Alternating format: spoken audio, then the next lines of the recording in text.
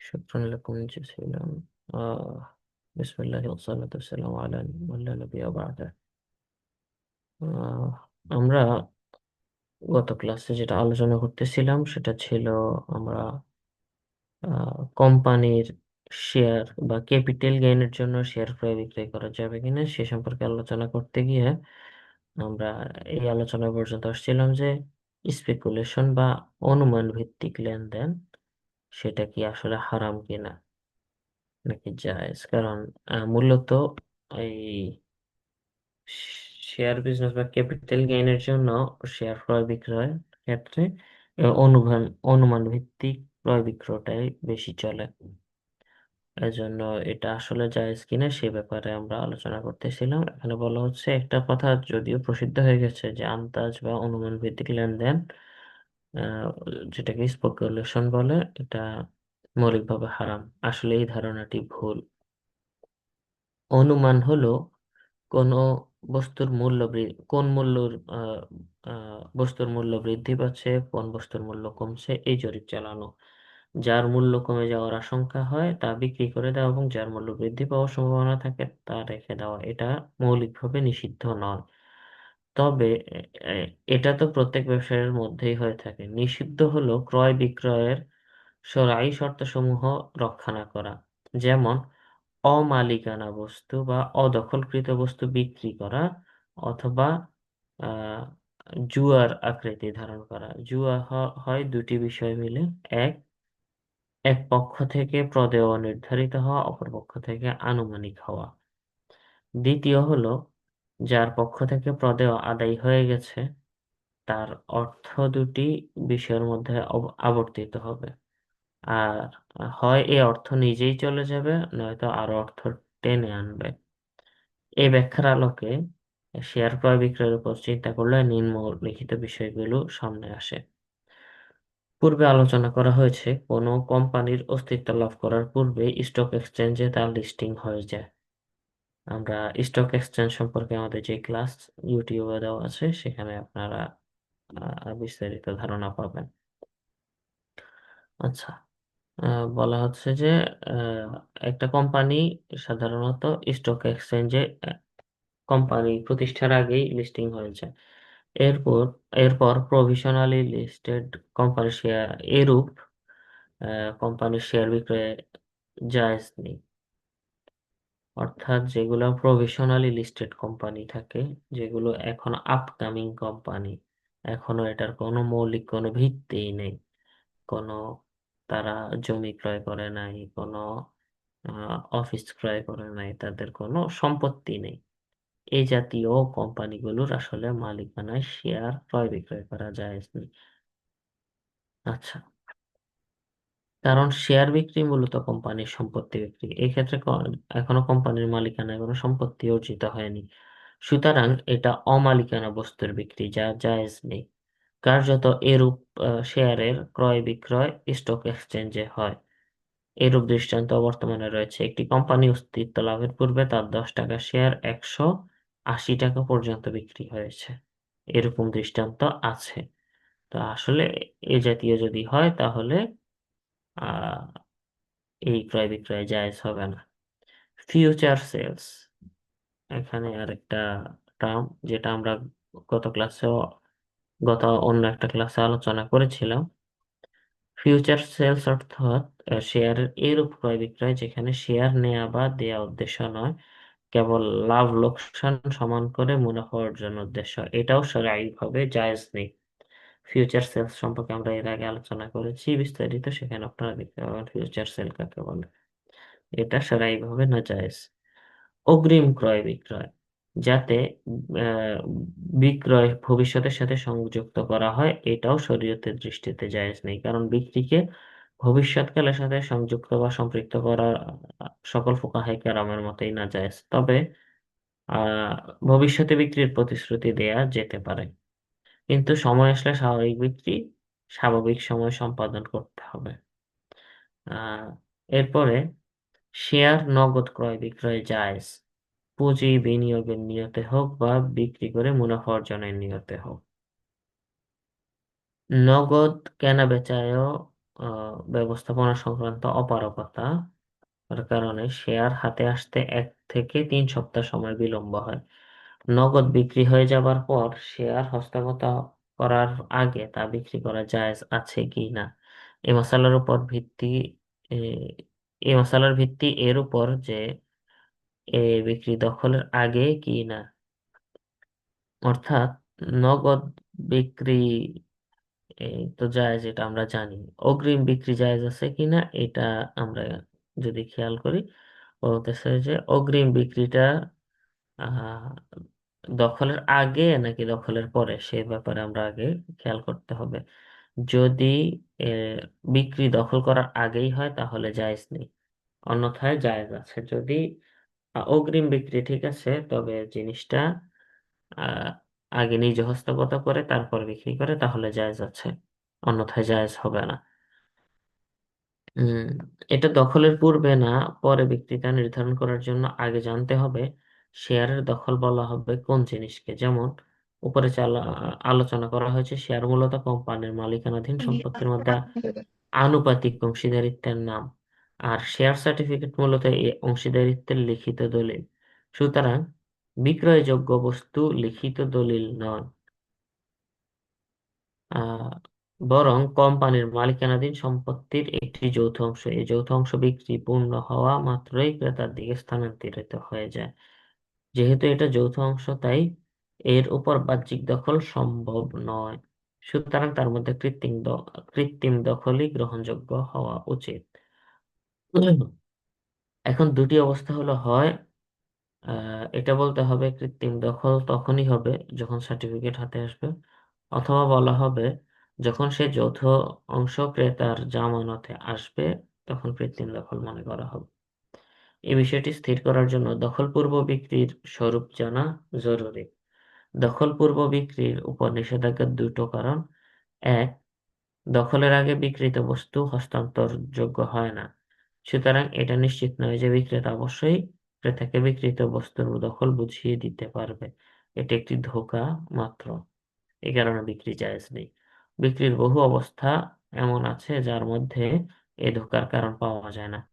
বিক্রিত বস্তু বাহ্যিক দখল না হওয়া সত্ত্বেও তা আইনগতভাবে ক্রেতার অধিকারে চলে আসে, সুতরাং এরূপ অবস্থায় দখল পূর্ব বিক্রি পাওয়া যাবে না।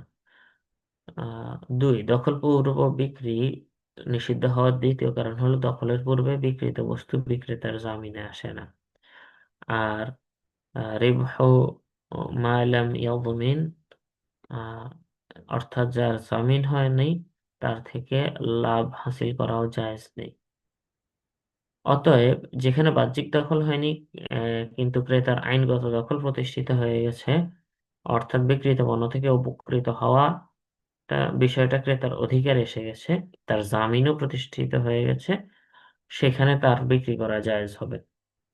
স্টক এক্সচেঞ্জের লোকদের সাথে বিস্তারিত আলোচনা করে এই বিষয়গুলো জানা গেছে যে নগদ বিক্রি হয়ে যাওয়ার পর শেয়ারের সকল অধিকার ও দায় দায়িত্ব ক্রেতার দিকে স্থানান্তরিত হয়ে যায়, সেটা ক্রেতার জামিনে প্রবেশ করে। অর্থাৎ যখনই চুক্তিটা সম্পন্ন হবে সাথে সাথে ক্রেতা সে শেয়ারের মালিক হয়ে যায়, চাই সে শেয়ার সার্টিফিকেট হস্তগত করুক বা না করুক।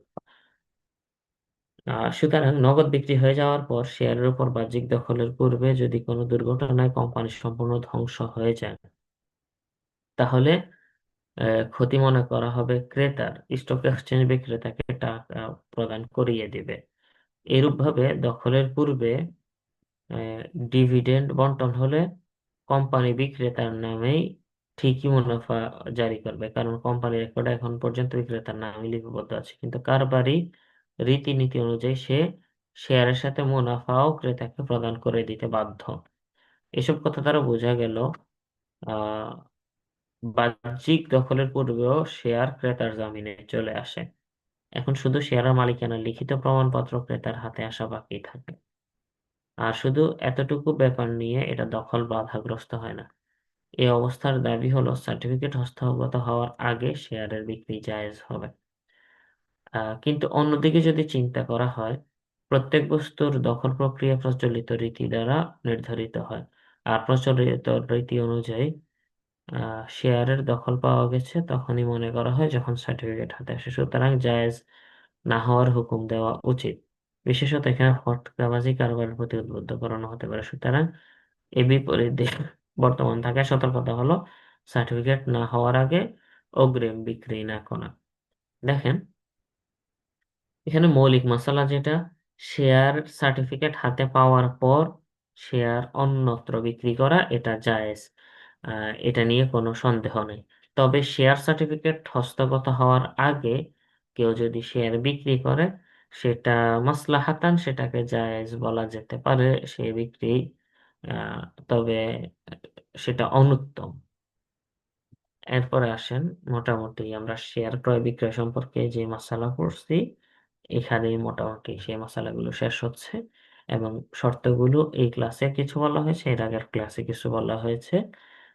যে কোন কোন শর্তের ভিত্তিতে শেয়ারকে আমরা ক্রয় বিক্রয় জায়েজ বলেছি। এই শর্তগুলো পাওয়া যদি না যায় তাহলে শেয়ার ক্রয় বিক্রয় না জায়েজ হয়।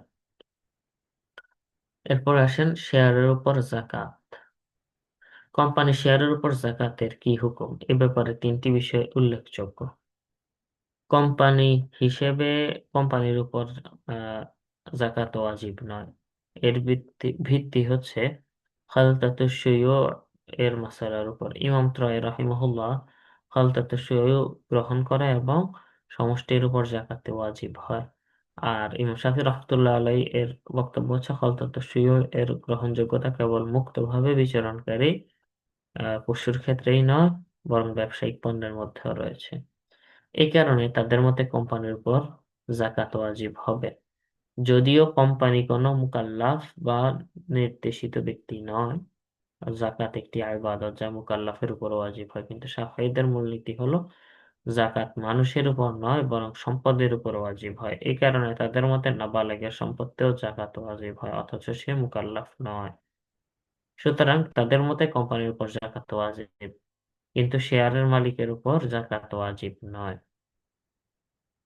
এই কারণে মূলনীতি, কারণ হাদিসে মূলনীতি বর্ণিত আছে যে লিআসনা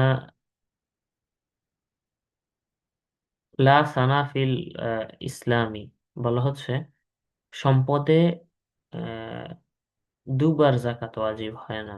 হানাফিদের নিকট খলদাতুশ এর গ্রহণযোগ্যতা নেই। তাদের মতে জাকাত ওয়াজিব হবে মানুষের উপর। এই কারণে হানাফিদের মতে আইনগত সত্তা বা ব্যক্তি সত্তা হিসেবে কোম্পানির উপর জাকাত ওয়াজিব হয় না, বরং শেয়ার মালিকের উপর জাকাত ওয়াজিব হয়। মোটা দাগে মূল কথা হইল, ইমাম আবু হানিফা রহমতুল্লাহ আলাইহির মতে কোম্পানির উপর জাকাত ওয়াজিব হবে না, বরং কোম্পানি মালিকের উপর জাকাত ওয়াজিব হবে বা শেয়ার হোল্ডারদের উপর জাকাত ওয়াজিব হবে। আর বাকি ইমাম শাফি রহমতুল্লাহ আলাইহির মতে আহ, কোম্পানির উপর জাকাত ওয়াজিব হবে।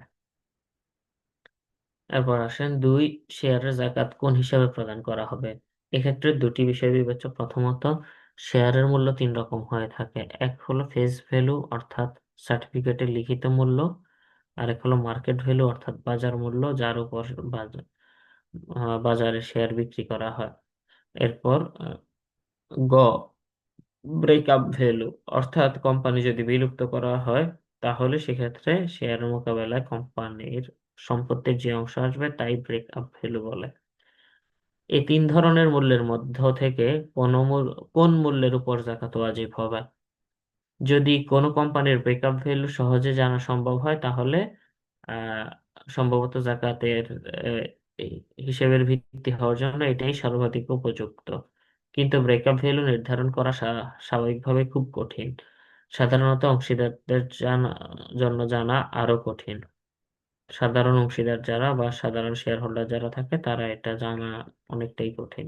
সুতরাং সমকালীন প্রায় সকল আলেম এ বিষয়ে একমত যে বাজার মূল্য গ্রহণযোগ্য হবে, কারণ নামিক মূল্য যদিও শুরুতে পুঁজি বিনিয়োগের সময় প্রকৃত অবস্থার প্রতিনিধিত্ব করে, কিন্তু যখন পুঁজি কোম্পানির সম্পত্তিতে পরিবর্তিত হয়ে যাবে তখন তার ফেস ভ্যালু প্রকৃত অবস্থার খুব কাছাকাছি নয়, কারণ সম্পত্তির মূল্য বাড়ে এবং কমে।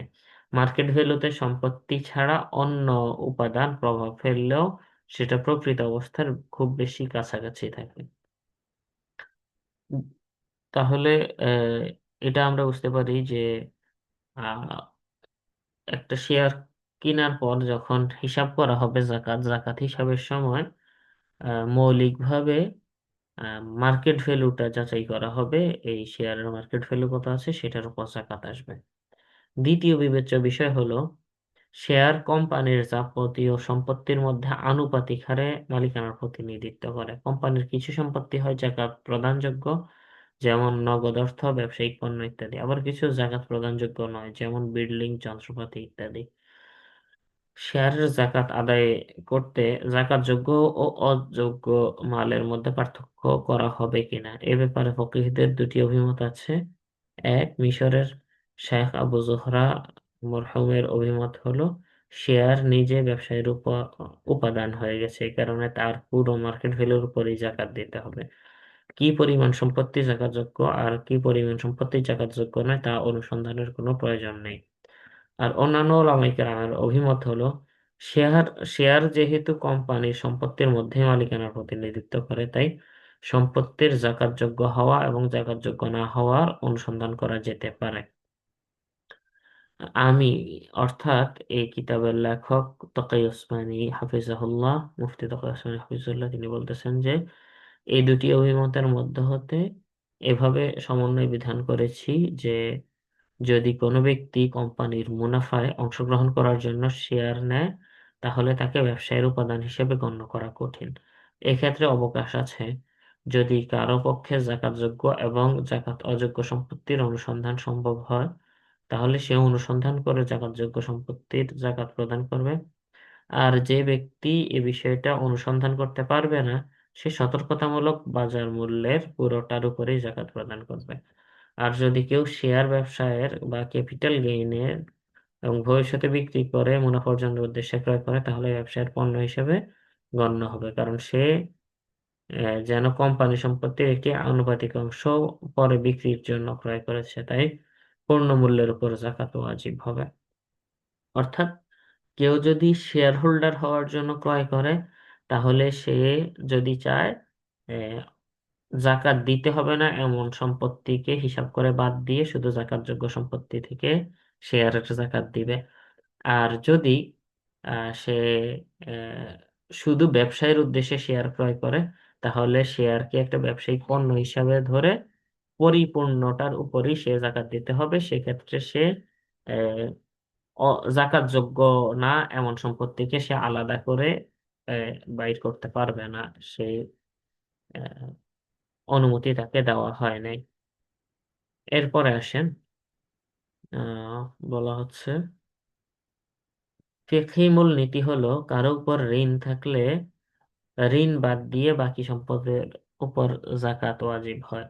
তো বর্তমানে এটা একটা বিবেচনার বিষয়। অধিকাংশ বড় বড় পুঁজিপতি, ব্যাংক ও অন্যান্য আর্থিক প্রতিষ্ঠান থেকে এত ঋণ নিয়ে রাখে যে তাদের ঋণ সাধারণত জাকাতযোগ্য পুঁজি থেকে বেশি থাকে।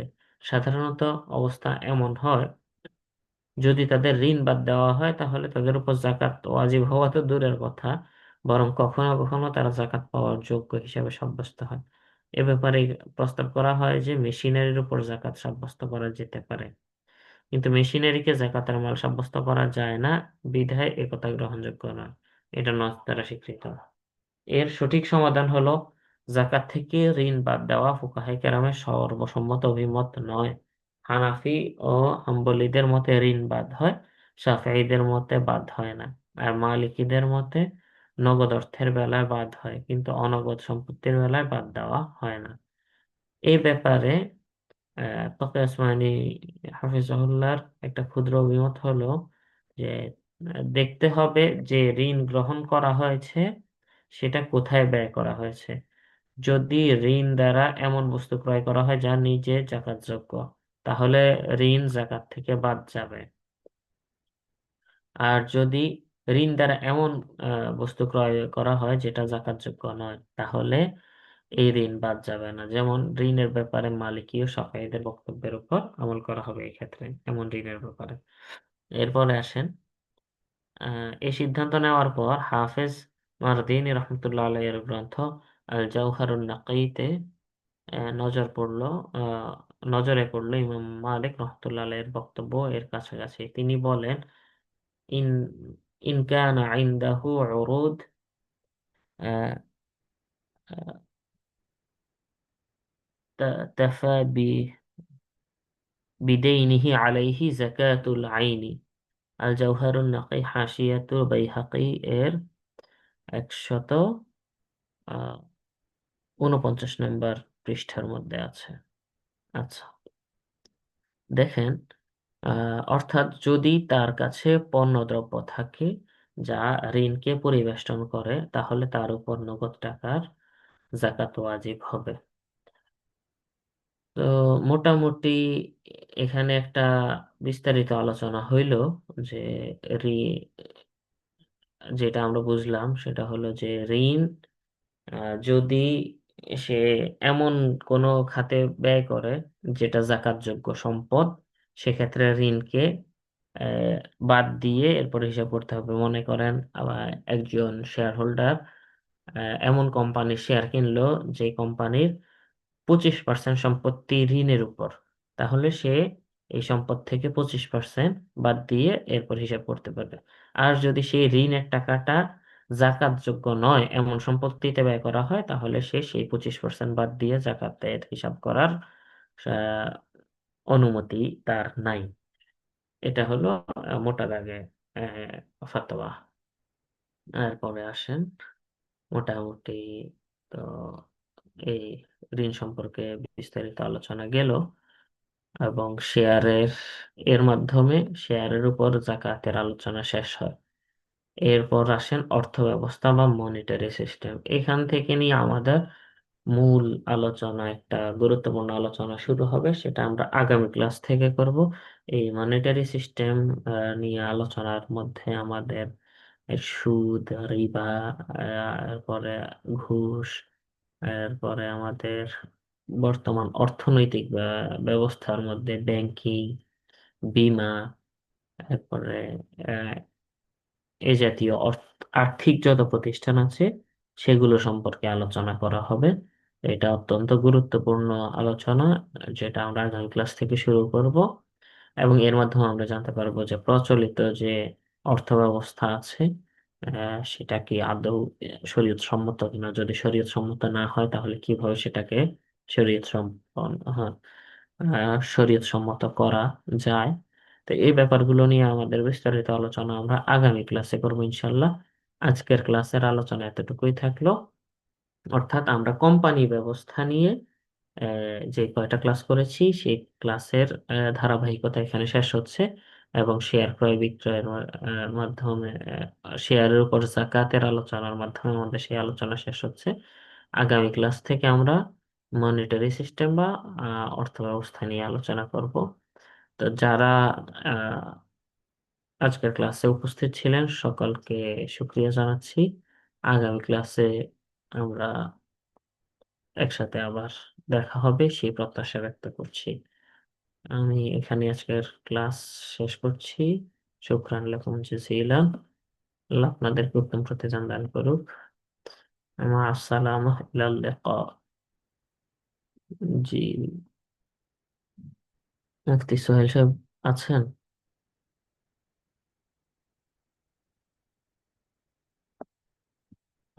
আচ্ছা, আমরা যারা আছি আমরা লিভ নিতে পারি। আজকের আলোচনা এখানে শেষ হচ্ছে।